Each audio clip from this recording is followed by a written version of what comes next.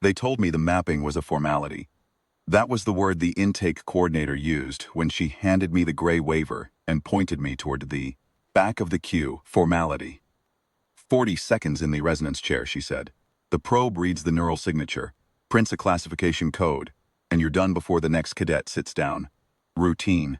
She said that word too. I wasn't officially enrolled at Veth'Karal. I want to be clear about that. I'd come on a civilian observer pass, one of 11 non-cadets permitted to audit the Institute's advanced cognition curriculum that term. We were researchers mostly.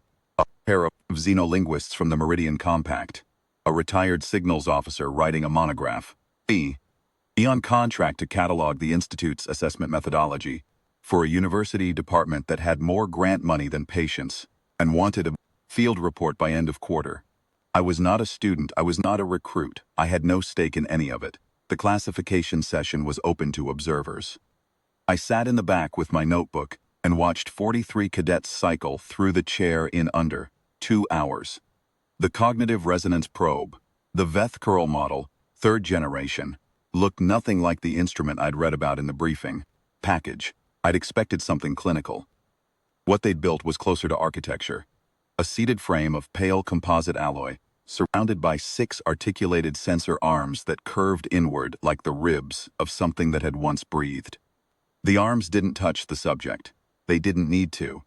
The probe worked at distance, reading what the technicians called the structural signature of a mind, the layered patterns of cognition that each species expressed in its own arrangement. Veth'Karal minds, the senior technician explained to our observer group on the first morning, organized in concentric rings. Sool minds in vertical stacks. Quark minds in something the technicians called a lattice, though they admitted the translation was approximate.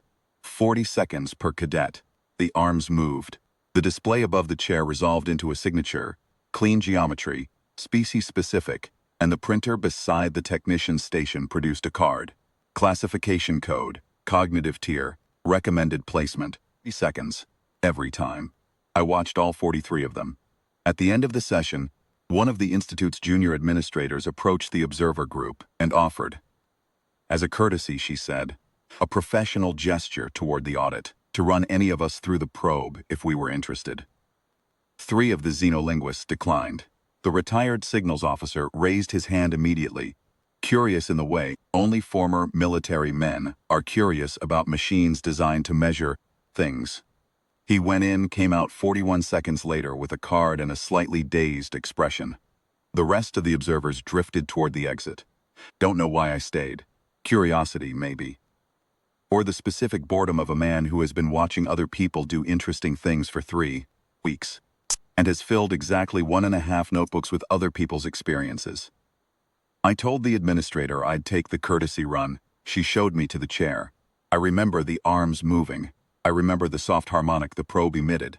Not unpleasant. More like pressure than sound. The way altitude feels in your inner ear. I remember the technician's expression, which was professionally neutral for approximately the first 90 seconds, and then became something else.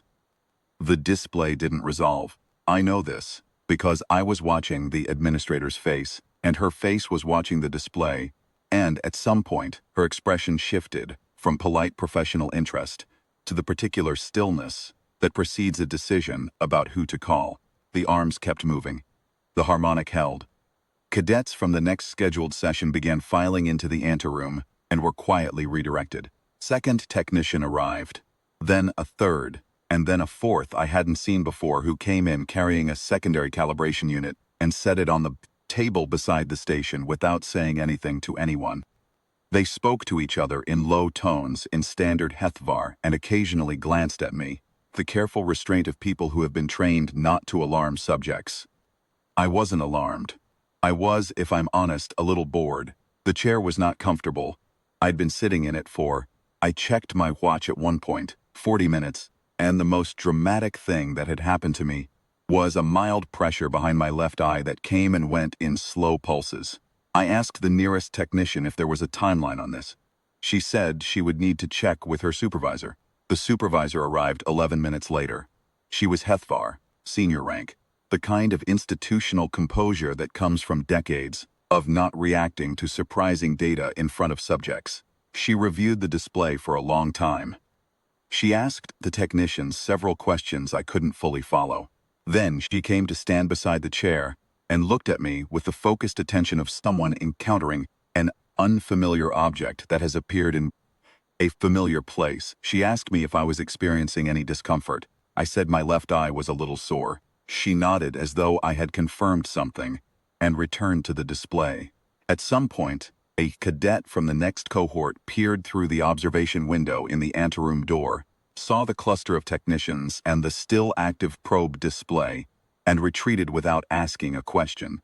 I could see the administrator speaking quietly to someone in the corridor, a junior instructor, by the look of the rank tabs, and the instructor looking past her at me with the careful blankness of someone receiving news they had not prepared. Receive. The probe ran for 4 hours and 17 minutes. I know the exact duration because the administrator, who had remained in the room out of, I suspect, equal parts professional obligation and personal fascination, told me afterward while she was filling out the exception report.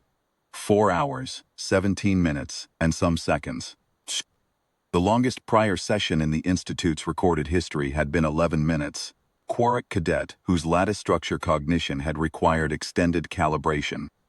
The probe had never, in 3 generations of the instrument and 22 years of operation at Veth'Karal, turned to a state of active non-resolution after the 4-minute mark. The display by the end showed what the senior supervisor later described in the exception report as unpatterned complexity, which is a technical phrase and which means, in plain language, that the probe had read something but had not been able to decide what it was reading. Not absence, not damage, not a failure of the instrument. Just structure that didn't match any category in the system. Structure that kept shifting as the probe tried to hold it. Like trying to map a river by the second. Accurate in the instant, useless as a record. Printed a card anyway. The supervisor printed it herself, manually entering a code from a column I later found out was used for classification. Exceptions. Cases where standard tier designations didn't apply. The card had my name, the date, and a single line below the classification field that the administrator translated for me, a little carefully, as pending taxonomy revision. I walked out into the corridor with my observer badge and my notebook and the card the senior supervisor had handed me without comment, and I stood there for a moment under the cool light of the hallway, with cadets moving past me on their way to afternoon formations, none of them knowing anything unusual had happened in the room behind me. I still have the card. It's in a drawer in my office at the university, underneath a stack of quarterly reports I haven't read. The field that should say my cognitive tier is blank, not unfilled. The printer laid down ink in that space. The supervisor confirmed it printed correctly. The field is simply blank because the system had no value to assign. I filed my methodology report at the end of the quarter. It runs to 63 pages. I used 11 words to describe my own session in the probe. And I placed those 11 words in a footnote at the bottom of page 47, and I have never gone back to read that footnote. Think about the senior supervisor sometimes. The way she stood beside the chair and looked at me. Not alarmed, not awed, not afraid, just careful. The way a careful person looks at something that has not yet declared its intentions. She had spent 22 years watching the probe reduce minds to geometry. Clean rings, vertical stacks, lattice work. Everything it had ever seen, it had eventually named. She had never, I suspect, had cause to doubt the instrument. Then I sat down and the instrument ran for 4 hours. And at the end of it she stood there with a printed card and the considered expression of a scientist who has just been handed a dataset that doesn't fit any model she owns. She handed me the card. She said in very precise standard, "You are free to go." She didn't say anything else. I don't think there was anything else to say. The probe never did figure out what it was reading. I'm not certain it would have, given more time. And I'm not certain that's a problem. Some things don't hold still long enough to be categorized. The river doesn't stop being a river just because the map comes back blank.